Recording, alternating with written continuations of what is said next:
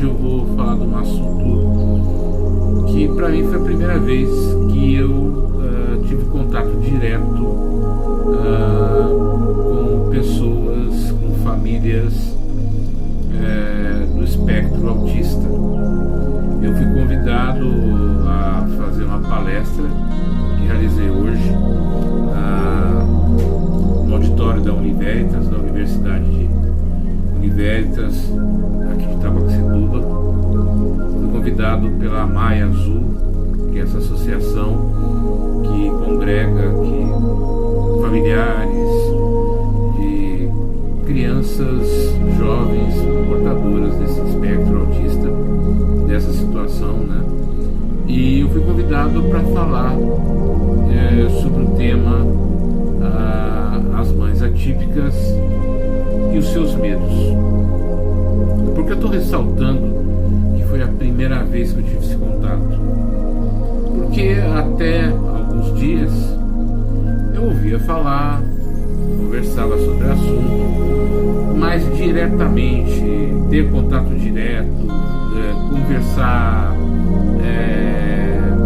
entender, saber como é que é assim diretamente, eu não tinha essa experiência. Então eu fui estudar, eu fui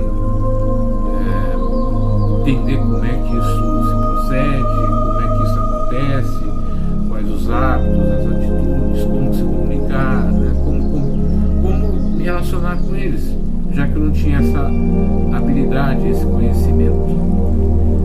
Então eu procurei através de psicólogos conhecidos, através de pessoas que chegaram até mim e que têm filhos no espectro autista, que conviveram, conversei, troquei ideias para entender esse universo.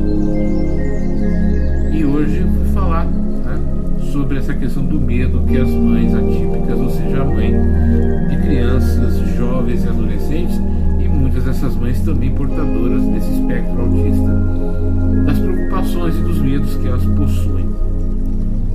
E um dos medos que os pais e as mães têm é em virtude da ignorância que as pessoas têm sobre essa situação. Como lidar, o que fazer, qual a ideia que tem, é muito preconceito. O espectro autista é um transtorno de ordem neurológica que não tem uma explicação ainda clara e objetiva. Existem tratamentos, existem procedimentos.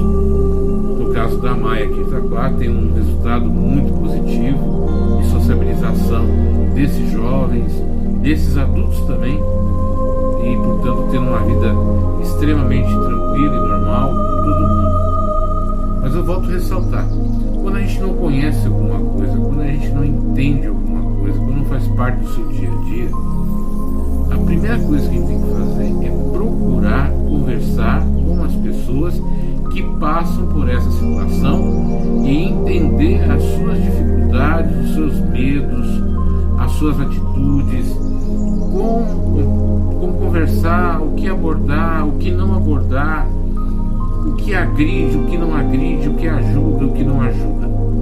E foi isso que eu fiz. Reconhecer que eu não conheço, não sou especialista, mas sei falar de sentimentos, sei falar de emoções, e como falar de sentimentos e emoções para eles, para essas crianças, para esses jovens, como adaptar o meu discurso, o meu conhecimento, a minha informação para eles, somente conversando, interagindo, entendendo, e não agindo de maneira arrogante, presunçosa, querendo dar respostas e soluções para um problema que eu não vivencio diretamente. Isso é um dos medos das mães e dos pais, como seus filhos são tratados pelo restante da comunidade, da sociedade, que vê eles como imperativos, bagunceiros, não prestam atenção, fazem barulho, não sabe, pessoas os tratam muitas vezes de uma forma estúpida, ignorante, com rispidez, e isso afeta o pai e a mãe, que fica com medo de como seu filho vai ser tratado no dia a dia, como é que seu filho vai lidar com tudo isso, os sofrimentos e as dores que essas famílias passam. É claro que há vários medos que precisam ser trabalhados, vários medos que precisam ser compreendidos, que eu vou falar em outros vídeos, em outras situações. Mas a primeira coisa que eu, como uma pessoa que não tenho convívio direto, que não conheço, que não vivencio, a primeira atitude que eu tive no momento que fui convidado a fazer essa atividade com eles foi me informar. Mas não me informar só lendo, não me informar só assistindo vídeos, mas conversando com técnicos, com psicólogos, com assistentes sociais, com pais, com mães que possuem no seu seio doméstico, no seu lar, crianças nessa situação. Entender as suas dificuldades, os seus medos, as suas angústias. Antes de manifestar a minha opinião, antes de falar aquilo que eu acho, que eu penso, entendê-los mais próximo e mais profundamente sobre as suas dores, dificuldades e seus anseios. Por isso eu escolhi o tema Mães Atípicas e seus medos. E um dos medos também é o fato de muitas vezes o pai se afastar da mãe. Hoje haviam aproximadamente quase 100 pessoas ou mais de 100 pessoas na sala, no auditório, e tinham 5, 6 pais, o restante eram as mães e seus filhos.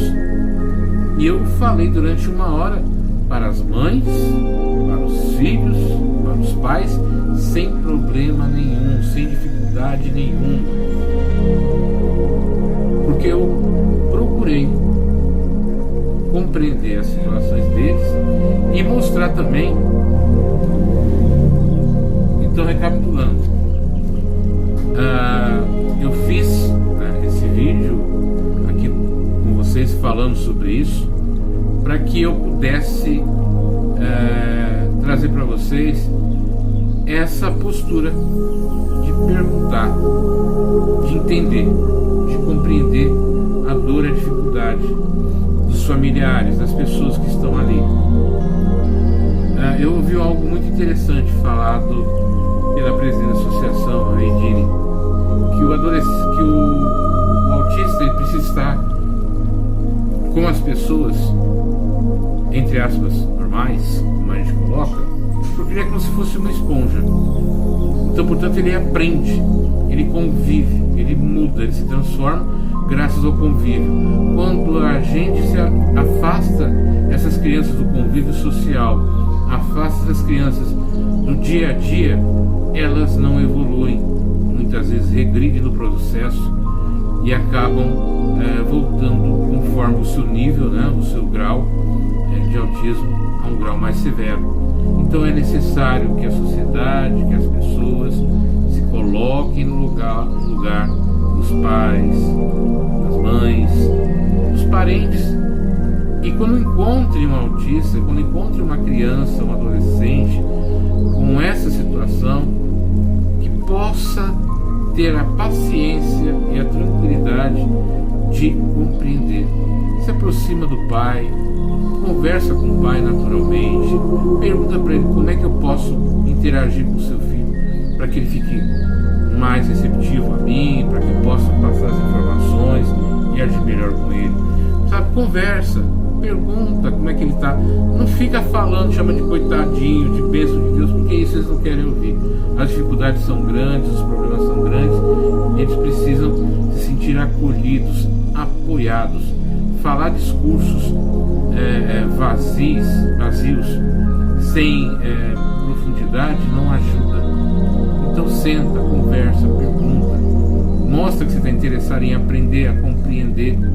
E se de repente você começar a entender melhor a situação, você vai ver que são pessoas fabulosas, lindas, fantásticas e com a capacidade de criar, de desenvolver muito grande, precisando apenas de incentivo, precisando apenas de uma mão que se estenda, de um abraço que se receba e que se dê da forma que eles permitam, do jeito que eles permitam. Aprenda a não fazer nada sem antes perguntar se pode.